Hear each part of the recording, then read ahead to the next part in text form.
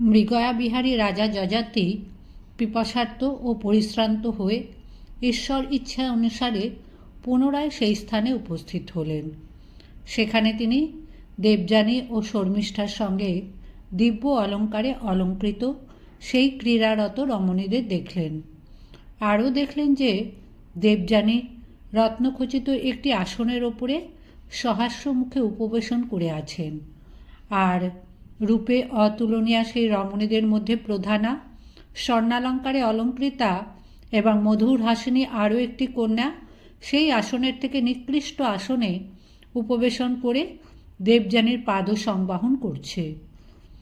আনন্দিত, ক্রীড়ারত, নৃত্যরত সেই রমণীরা অপূর্ব রূপবান যযাতিকে দেখে লজ্জায় অবনত হয়ে পড়ল। যযাতি বললেন, 2000 কন্যা দুটি কন্যাকে পরিবেষ্টন করে রয়েছে। কল্যাণী, আমি আপনাদের দুজনের নাম ও পরিচয় জানতে চাই। নমস্কার, আমার গল্পপাঠ আসরে আপনাকে স্বাগত। পড়ছি মহাভারতের নারী গ্রন্থ থেকে শর্মিষ্ঠা ও দেবযানী পর্বের দ্বিতীয় ভাগ। দেবযানী বললেন, মহারাজ, আমি বলছি, আপনি শ্রবণ করুন। আমি দৈত্যগুরু শুক্রাচার্যের কন্যা দেবযানী, আর ইনি দানবরাজ বৃষপর্বার কন্যা শর্মিষ্ঠা। ইনি আমার সখীও বটেন, দাসীও বটেন। তাই আমি যেখানে যাই ইনিও সেইখানে যান। যযাতি বললেন, অসুররাজ তনয়া পরম সুন্দরী এই কন্যাটি কি করে আপনার সখী ও দাসী হলেন, তা শোনার জন্য আমি অত্যন্ত কৌতূহল বোধ করছি। এমন সুন্দরী দেবী নয়, গন্ধর্বী নয়, যক্ষী অথবা কিন্নরীও নয়, এই রকম সুন্দরী নারী আমি পৃথিবীতে বেশি দেখিনি। এই অসুরাজ কন্যার নয়ন লক্ষ্মীদেবীর নয়নের মতো দীর্ঘ। এই সমস্ত লক্ষণই মনোহর এবং ইনি সকল অলঙ্কারে অলঙ্কৃত। এই সুন্দরী নিজের ভাগ্যদোষে অথবা আপনার তপবলে দাসী হয়েছেন, না হলে এই রকম সর্বাঙ্গ সুন্দরী কখনো অন্যের দাসী হতে পারেন না। আপনার রূপও এই নারী রূপের তুল্য নয়। অতএব নিশ্চয়ই ইনি পূর্বজন্মের পাপের ফলে আপনার দাসী হয়েছেন। দেবযানী বললেন, মহারাজ, সকল লোকই দেবকৃত ফলের অনুসরণে বাধ্য হয়। এর দাস্যবৃত্তিও এই রকম কোনো দৈবকৃত ফল বলেই মনে করুন। আপনার আকৃতি ও বেশ রাজার ন্যায় দেখা যাচ্ছে এবং আপনি বেদও জানেন বলে মনে হচ্ছে। অতএব আপনি আমাকে বলুন, আপনি কে? আপনি কার পুত্র? আপনি কোথা থেকে এসেছেন? যযাতি বললেন, ব্রহ্মচর্য করবার সময় সমস্ত বেদই আমার কর্ণগোচর হয়েছিল, আর আমি যযাতি নামের রাজা এবং রাজারই পুত্র। দেবযানী বললেন, মহারাজ, আপনি কিসের জন্য এখানে এসেছেন? এই সরোবর থেকে লীলাপদ্ম নেওয়ার জন্য, না এই বনে মৃগয়া করার জন্য? যযাতি বললেন, ভদ্রে, আমি মৃগয়া করতে এসে জলের জন্য এখানে এসেছি। সে যাই হোক, আপনি অনেক কথাই জিজ্ঞাসা করেছেন, এবার আমাকে যাবার অনুমতি করুন। দেবযানী বললেন, 200 কন্যা এবং দাসী শর্মিষ্ঠার সঙ্গে আমি আপনার অধীনা হলাম। আপনার মঙ্গল হোক, আপনি আমার সখা ও স্বামী হন। যযাতি বললেন, দেবযানী, আপনার মঙ্গল হোক। আমি আপনাকে বিবাহ করতে পারি না, কারণ ক্ষত্রিয়ের সঙ্গে আপনার পিতার বিবাহ সম্মত স্থাপন করা সঙ্গত নয়। পরস্ত্রী, ভগিনী, বর্ণশ্রেষ্ঠা, স্বগোত্রা, পুত্রবধূ, নিকৃষ্ট বর্ণা, ভিক্ষুণী এবং রোগিণী পণ্ডিতগণ এদের সঙ্গে রমণ না করার নির্দেশ দিয়েছেন। দেবযানী বললেন, ক্ষত্রিয় ব্রাহ্মণের সঙ্গে সংশ্লিষ্ট আছেন, আবার ব্রাহ্মণও ক্ষত্রিয়ের সঙ্গে সংশ্লিষ্ট আছেন। বিশেষত আপনি ঋষিও বটেন, ঋষিপুত্রও বটেন। সুতরাং মহারাজ, আপনি আমাকে বিবাহ করুন। যযাতি বললেন, দেবযানী, 4টি বর্ণই এক শরীর থেকে উৎপন্ন হয়েছে, কিন্তু তাদের ধর্ম ভিন্ন ভিন্ন, শৌচও ভিন্ন ভিন্ন। কিন্তু তাদের মধ্যে ব্রাহ্মণই শ্রেষ্ঠ। দেবযানী বললেন, মহারাজ, একবার একটি কন্যার পানি গ্রহণ করে বিবাহ বিষয়ে প্রত্যাখ্যান করা কোনো পুরুষের পক্ষেই সঙ্গত নয়। আপনি পূর্বে আমার পানি গ্রহণ করেছেন, আমি তাই বিবাহের প্রস্তাব করেছি। আপনি ঋষিপুত্র হয়ে এবং নিজেও ঋষি হয়ে আমার যে পানি গ্রহণ করেছিলেন সে পানি অন্যে গ্রহণ করবে কি করে? যযাতি বললেন, ক্রুদ্ধ তীক্ষ্ণবিষ সর্প ও বিশাল অগ্নি এই দুই অপেক্ষাই ব্রাহ্মণকে ভীষণতর বলে বুঝতে হবে। দেবযানী বললেন, তীক্ষ্ণবিষ সর্প ও বিশাল অগ্নির থেকেও ব্রাহ্মণকে ভয়ঙ্কর বললেন কেন? যযাতি বললেন, সর্প একজনকে নষ্ট করে, অস্ত্রও একজনকেই বধ করে, কিন্তু ক্রুদ্ধ ব্রাহ্মণ রাজ্যের সঙ্গে নগর ধ্বংস করে দেন। সেই কারণেই আমি অগ্নি ও সর্পের থেকে ব্রাহ্মণকে ভীষণতর বলে মনে করি। অতএব আপনার পিতা আপনাকে দান না করলে আমি বিবাহ করিতে পারি না। দেবযানী বললেন, মহারাজ, তাহলে আমি আপনাকে বরণ করলাম, পিতাই আমাকে আপনার কাছে দান করবেন। এ অবস্থায় আপনি আমাকে বিবাহ করতে পারেন, কেননা আপনি প্রার্থনা করেননি, অথচ দত্তাকেই গ্রহণ করেছেন। সুতরাং আপনার কোনো ভয় থাকতে পারে না। আপনি কিছুকাল অপেক্ষা করুন, আমি পিতার কাছে দূতি পাঠাচ্ছি। ধাত্রী, তুমি সত্বর যাও, ব্রহ্মার তুল্য পিতৃদেবকে এখানে আনয়ন করো। আমি নিজেই মহারাজকে বরণ করেছি, এ কথাও পিতৃদেবকে সত্বর জানাও। ধাত্রী সত্বর গিয়ে দেবযানীর অভিমত সমস্ত বৃত্তান্ত যথাযথভাবে শুক্রাচার্যের কাছে গিয়ে জানালো। শুক্রাচার্য শোনামাত্র এসে রাজাকে দর্শন দান করলেন। রাজাও শুক্রাচার্যকে উপস্থিত দেখে নমস্কার করলেন এবং কৃতাঞ্জলি হয়ে অবনতভাবে অবস্থান করতে লাগলেন। তখন দেবযানী বললেন, পিত, এই যযাতিরাজই প্রাণী গ্রহণ করে কূপের ভেতর থেকে আমাকে উদ্ধার করেছিলেন। আপনাকে নমস্কার করি, আপনি এর হাতেই আমাকে সমর্পণ করুন। জগতে আমি অন্য পুরুষকে পতিত্বে বরণ করব না। শুক্রাচার্য বললেন, দেবযানী, ধর্ম এক, প্রণয়ের পাত্র আর এক, তাই তুমি আমার অনুমতির পূর্বেই যযাতিকে পতিত্ব বরণ করেছ। বিশেষত কচের অভিসম্পাতে তোমার তো কোনো ঋষিপুত্রের পাণিগ্রহণ হতেই পারে না। যযাতি, আমার পরম স্নেহের পাত্রী এই কন্যাটি তোমাকে পতিত্বে বরণ করেছে, আমিও একে দান করলাম, সুতরাং তুমি একে মহিষী রূপে গ্রহণ করো। যযাতি বললেন, মহর্ষি, এই পাণিগ্রহণে বর্ণসংকর যেন গুরুতর পাপ আমাকে স্পর্শ না করে, এই জন্য আমি আপনার শরণাপন্ন হলাম। শুক্রাচার্য বললেন, তুমি এই বিবাহে বিষণ্ণ হও না, আমি তোমাকে পাপ থেকে মুক্ত করব। আমার অভীষ্ট বর শোনো, আমি তোমার পাপ নষ্ট করে দেব। তুমি ধর্মানুসারে এই সুন্দরী দেবযানীকে বিবাহ করো এবং এর সঙ্গে অতুলনীয় আনন্দ ভোগ করতে থাকো। ইয়ঞ্চাপি কুমারীতে শর্মিষ্ঠা বার্ষ পার্বণী সম্পূজ্যা সততম রাজন মা চয়নাং শয়নে হবয়ে। যযাতি, বৃষপর্বার কন্যা শর্মিষ্ঠাকে তুমি সর্বদাই পূজনীয়ভাবে পালন করবে, কিন্তু কখনো শয্যাতে তাকে ডাকবে না। শুক্রাচার্য একথা বললে যযাতি রাজা শুক্রাচার্যকে প্রদক্ষিণ করে শাস্ত্রীয় বিধান অনুসারে দেবযানীকে বিবাহ করলেন। তারপর রাজশ্রেষ্ঠ যযাতি 200 কন্যা এবং শর্মিষ্ঠার সঙ্গে সুন্দরী দেবযানীকে ও শুক্রাচার্যের কাছ থেকে প্রচুর ধন যৌতুক লাভ করে আনন্দের সঙ্গে শুক্রাচার্যের অনুমতি অনুসারে আপন রাজধানীতে চলে গেলেন। যযাতি রাজধানীতে আপন অন্তঃপুরে দেবযানীকে স্থাপন করলেন, আর দেবযানীর অনুমতি অনুসারে উদ্যানের অশোক বনের কাছে নূতন একটি বাটি নির্মাণ করে সেখানে অসুররাজ শর্মিষ্ঠাকে আপন সহস্র অনুচরীর সঙ্গে স্থাপন করলেন এবং তাদের যথাযোগ্য অন্ন, পানীয় ও বস্ত্রের ব্যবস্থা করে দিলেন। দেবযানীর সঙ্গে বহু বৎসর বিবাহের পর দেবযানী গর্ভবতী হলেন ও একটি পুত্র প্রসব করলেন। বহুকাল অতীত হলে যৌবনান্বিতা বৃষপর্বা দুহিতা শর্মিষ্ঠা ঋতুমতী হয়ে চিন্তা করতে লাগলেন, আমার ঋতুকালও উপস্থিত হলো, অথচ আমার পতিও নেই।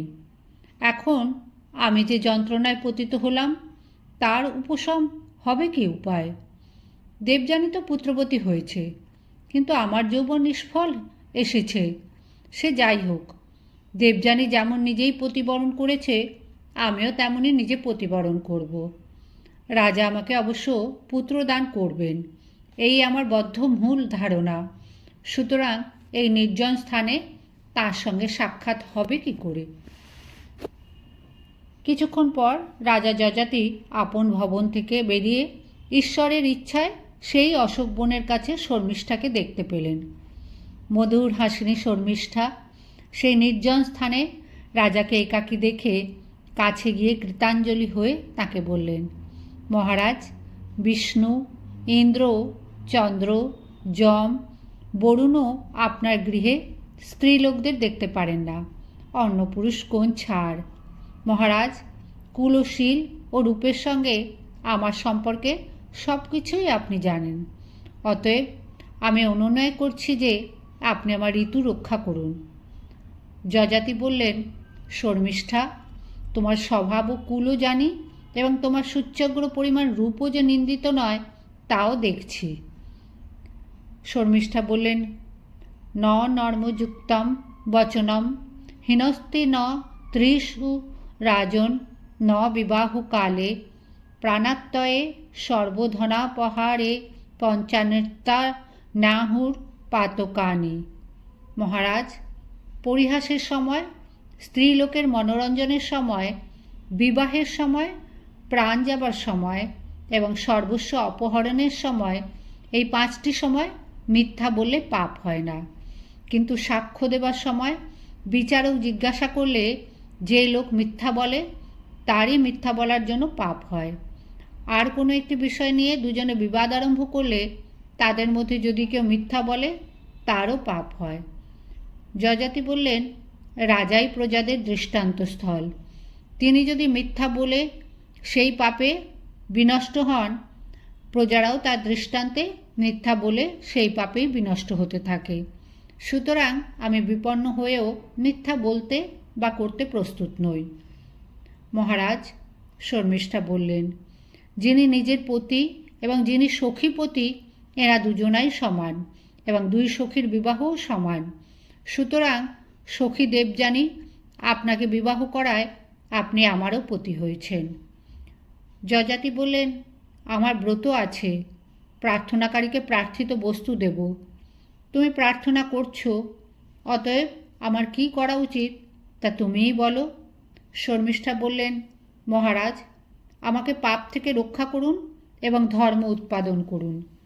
আমি আপনার কাছ থেকে পুত্রবতী হয়ে জগতে উৎকৃষ্ট ধর্ম আচরণ করতে চাই। ভার্যা, দাস ও পুত্র, এই 3 জনই আপন আপন অর্জিত ধনে অস্বতন্ত্র। তারা যা উপার্জন করে তাতে প্রভুরই স্বাতন্ত্র্য থাকে। আমি দেবযানীর দাসী, সে দেবযানী আবার আপনার অধীনা। সুতরাং মহারাজ, আমাদের এই 2 জনকেই আপনার ভজনা করা উচিত, অতএব আমাকেও ভজন করুন। শর্মিষ্ঠা এই কথা বললে রাজা তার কথা সত্য বলেই মনে করলেন এবং সেই জন্যই তাকে সম্মানিত করলেন। পরে শর্মিষ্ঠার প্রার্থনা পূরণ করে ধর্ম রক্ষা করলেন। রাজা শর্মিষ্ঠাকে সন্তুষ্ট করে নিজেও যথেষ্ট সুখ পেলেন। পরে তাঁরা পরস্পর পরস্পরের সম্মান করে যথাস্থানে চলে গেলেন।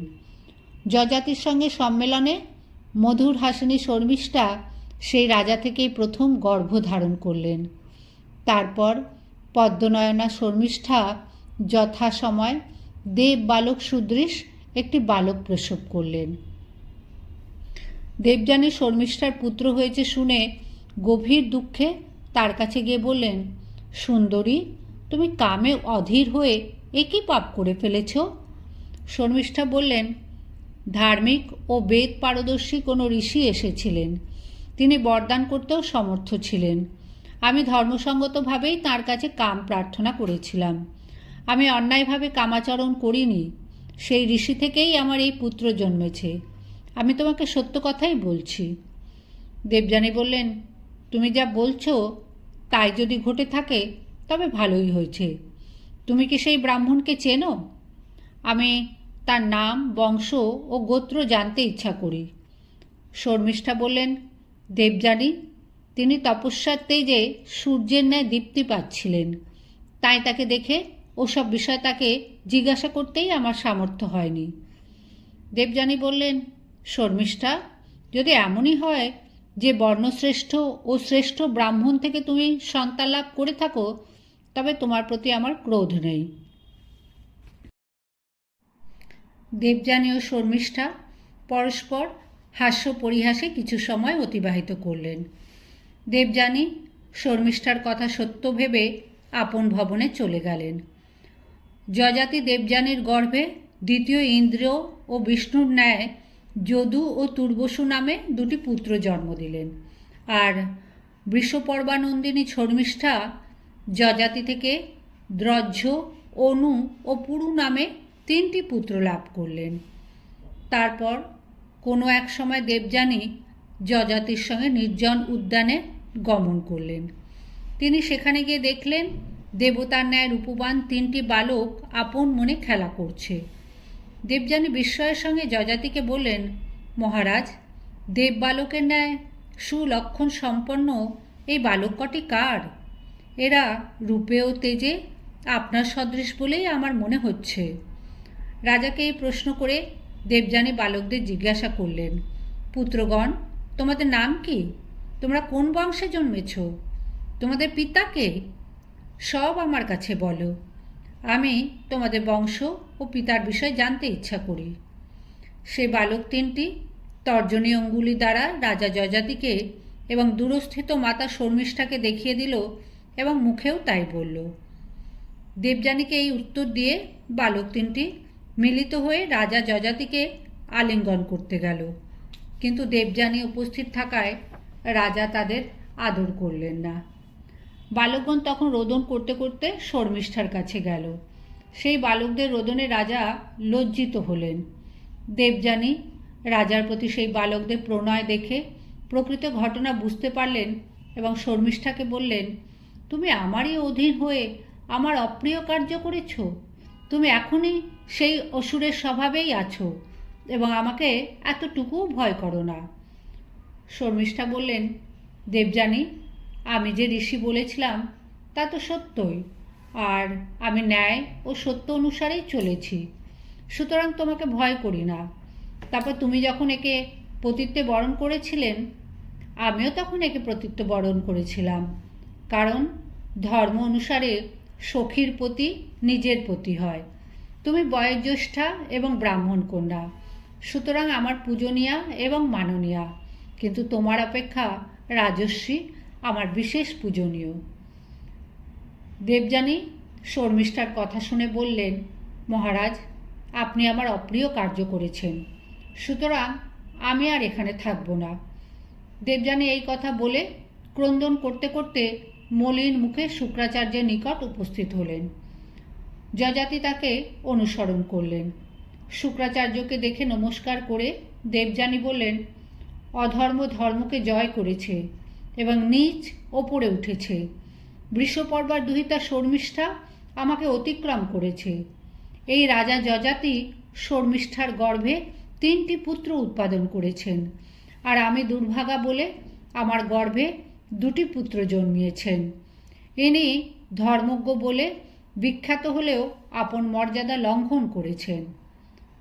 শুক্রাচার্য বললেন, মহারাজ, তুমি ধর্মজ্ঞ হয়ে যখন আপন প্রিয় বলে অধর্ম করেছ, তখন অচিরকালের মধ্যে দুর্জয় জরা তোমাকে আক্রমণ করবে। যযাতি বলেন, এই দানবরাজ দুহিতা শর্মিষ্ঠা তার ঋতুর সফলতা চেয়েছিল, তাই আমি ধর্মসঙ্গত কাজই করেছি, অন্য কোনো অভিপ্রায় নয়। মহর্ষি, যে পুরুষ ঋতু সাফল্য প্রার্থনী রমণের ঋতু রক্ষা না করে তাকে বেদবাদী ঋষিরা ভ্রূণ হত্যাকারী বলে থাকেন। যে পুরুষ নির্জনে রমণের জন্য প্রার্থিত হয়েও গমনের যোগ্য ও অত্যন্ত কামুকী স্ত্রীর সঙ্গে উপগত না হয় পণ্ডিতগণ তাকেও ভ্রূণ হত্যাকারী বলে থাকেন। আর আমার নিজস্ব ব্রত হলো আমার কাছে যে যা চাইবে তাকে তাই দেব। বিশেষত আপনি শর্মিষ্ঠাকেও তো আমার হাতেই দিয়েছিলেন, তাই সে অন্য পুরুষকে পতি করতে চায়নি। ভৃগুনন্দন, আমি সেই সমস্ত কারণ পর্যালোচনা করেই শর্মিষ্ঠার সঙ্গে সংসর্গ করেছি। শুক্রাচার্য বললেন, রাজা, তোমার আমার জন্য অপেক্ষা করা উচিত ছিল, কেননা তুমি তো আমার অধীন। যজাতি, ধর্ম বিষয়ে মিথ্যা ব্যবহার করলে চৌর্যের তুল্য পাপ হয়। শুক্রাচার্য ক্রুদ্ধ হয়ে অভিসম্পাত করলেন, যজাতি তৎক্ষণাৎ যৌবন বয়স পরিত্যাগ বৃদ্ধ বয়স প্রাপ্ত হলেন। যজাতি বললেন, ভৃগুনন্দন, আমি আপনার দেবযানীর সঙ্গে যৌবন সম্ভোগ করে আজও তৃপ্তি লাভ করতে পারিনি। অতএব আপনি অনুগ্রহ করুন আমার শরীরে যেন বার্ধক্য উপস্থিত না হয়। শুক্রাচার্য বললেন, রাজা, আমি মিথ্যা বলিনি। তোমার শরীরে জরা উপস্থিত হয়েছে, তবে তুমি ইচ্ছা করলে এই জরা অন্যের শরীরে দিতে পারবে। রাজা শুক্রাচার্যের কাছে অনুমতি চাইলেন যে তার জরা গ্রহণকারী পুত্রই রাজ্যাধিকারী হবে। শুক্রাচার্য অনুমতি দিলেন। এই পর্যন্তই শর্মিষ্ঠা ও দেবযানীর কাহিনী। যজাতির কাহিনী আরও কিছু বিস্তৃত। রাজা প্রথমে দেবযানীর পুত্রদের তার জরা গ্রহণ করতে অনুরোধ করলেন, কিন্তু তারা উভয়ই অস্বীকার করলেন। রাজা এরপর শর্মিষ্ঠার প্রথম দুই পুত্রকে একই অনুরোধ করলেন, তারাও অস্বীকার করল। এদের প্রত্যেকের অস্বীকারের প্রাথমিক কারণ ছিল জরা গ্রহণ করলে তারা নারী ভোগ করতে পারবে না। শর্মিষ্ঠার কনিষ্ঠ পুত্র পুরু রাজার অনুরোধ শ্রবণ মাত্র রাজার জরা আপন দেহে গ্রহণ করলেন। যজাতিও পুরুর যৌবন গ্রহণ করে 1000 বছর সকল ভোগ্যবস্তু গ্রহণ করলেন। এই ভোগ করতে করতেই তিনি অনুভব করলেন, কাম্য বস্তুর উপভোগে কাম কখনো নিবৃত্তি পায় না। ঘৃত দ্বারা অগ্নি যেমন বৃদ্ধি পায়, কামও তেমনই কাম্যবস্তুর উপভোগে বৃদ্ধিপ্রাপ্ত হয়। অতএব তৃষ্ণাকে পরিত্যাগ করতে হবে। এই চিন্তা করে 1000 বছর ভোগ সম্পন্ন করে যজাতি পুত্র পুরুকে তার যৌবন ফিরিয়ে দিলেন। পুরু রাজা হলেন। তার বংশের নাম পুরু বংশ। এই বংশেরই পরবর্তী বংশধরেরা হলেন পাণ্ডব, কৌরব।